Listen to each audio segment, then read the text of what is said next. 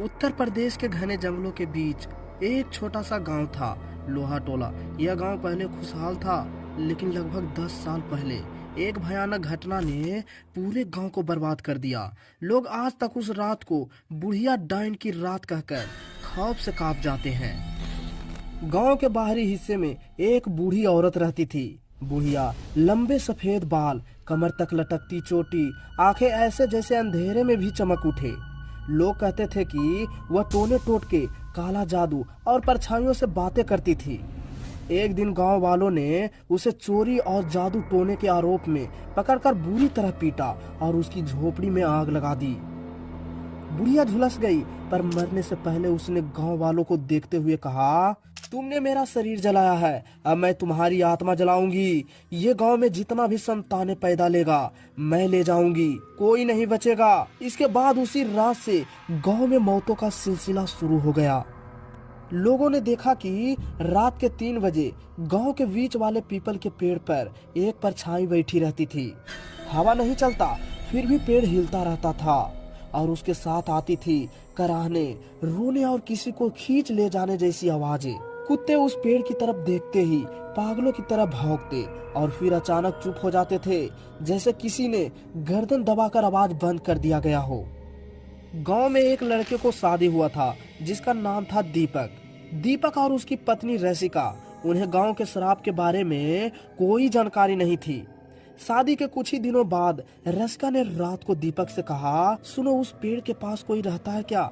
वहाँ कोई चिल्लाता है, कोई रोता है। दीपक डरी हुई आवाज में कहा, सुनो, उस पर ध्यान ज्यादा मत दो, आराम से सो जाओ, वहाँ कोई रहता नहीं है।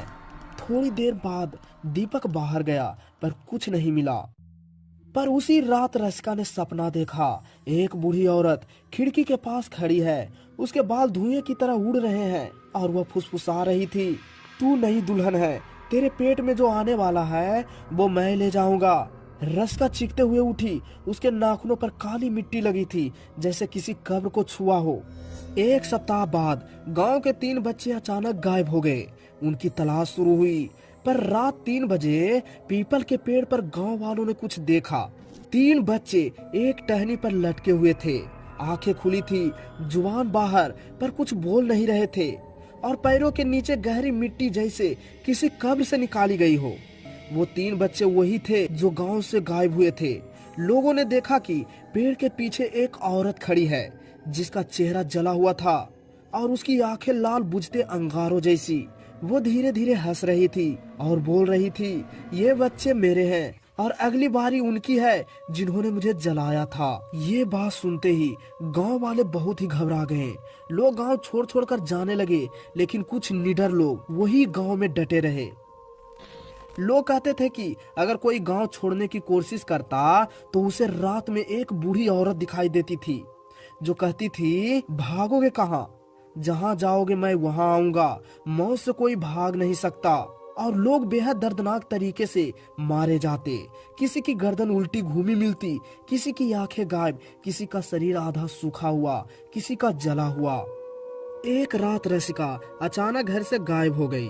दीपक ने उसे हर जगह ढूंढा, पर वह कहीं नहीं मिली। सुबह सूरज उग ही रहा था कि गांव के बीच से किसी के आने की आवाज आई। वो रसिका ही थी, लेकिन उसकी चाल इंसान जैसी नहीं थी। हाथ पैर मुड़े हुए, चेहरा बुरी तरह फीका और उसकी आंखें बिल्कुल काली पड़ी थी। वह बोल नहीं रही थी, बस कराह रही थी, मैं अब रसिका नहीं, मैं वो हूँ जिसने तुम लोगों ने जलाया था। उसकी आवाज बिल्कुल बुढ़िया जैसी थी, फटी, जली हुई और बहुत भयानक। रात 12 बजे अचानक गांव में भूकंप जैसा कंपन होने लगा। हर घर हिलने लगा। बाहर पीपल का पेड़ दोगुने आकार का प्रतीत हो रहा था, जैसे किसी दैत्य ने उसकी जड़ों को पकड़ा हो। इसी दौरान रसिका, या कहे बूढ़ी औरत, एक छलांग में पेड़ पर चढ़ गया और चिल्लाने लगा, आज ये गांव खत्म होगा, आज मेरी बदला पूरी होगी। जैसे ही उसने चिल्लाया, गांव की बकरियां, कुत्ते, गाय सब पागलों की तरफ दौड़ने लगे। औरत अपने अपने घरों से चीखती हुई बाहर भागी। आकाश में काले बादल छाने लगा। अचानक गांव के बच्चे गायब होने लगे। कोई अपनी माँ से टूट गया, कोई अपने बच्चों से। सबको चीखते हुए पेड़ के नीचे एक बहुत ही बड़ा काला गुफा था, उसमें डाला जाने लगा। कुछ ही देर में पूरा गांव सुन, मौन और सबों से भरा हो गया। जितने लोग बचे वो सारे लोग रात में ही भाग गए। सुबह पास के गांव वालों ने देखा पूरा लोहा टोला गांव खाली था। सड़क पर एक भी इंसान नहीं। बस हर घर के दरवाजे पर लाल कोयले से लिखा था, मैं यहीं रहूंगा। और केंद्र में वही पीपल का पेड़ था जिसकी शाखाओं में लटके थे सारे गांव के बच्चे, बिना चमड़ी के, सूखे हुए और आंखें बाहर निकली हुई।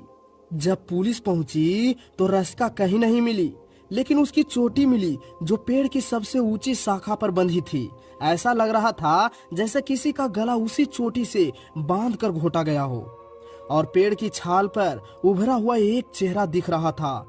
वो चेहरा था बुढ़िया का, मानो वह पेड़ के अंदर बस गई हो। उसी गांव में से कुछ लोग भागे थे। उन्हीं में से बुजुर्ग कहते हैं, लोहा टोला अब गांव नहीं, एक जीवित नरक है जहां बुढ़िया आज भी रात 3 बजे बच्चों को बुलाती है।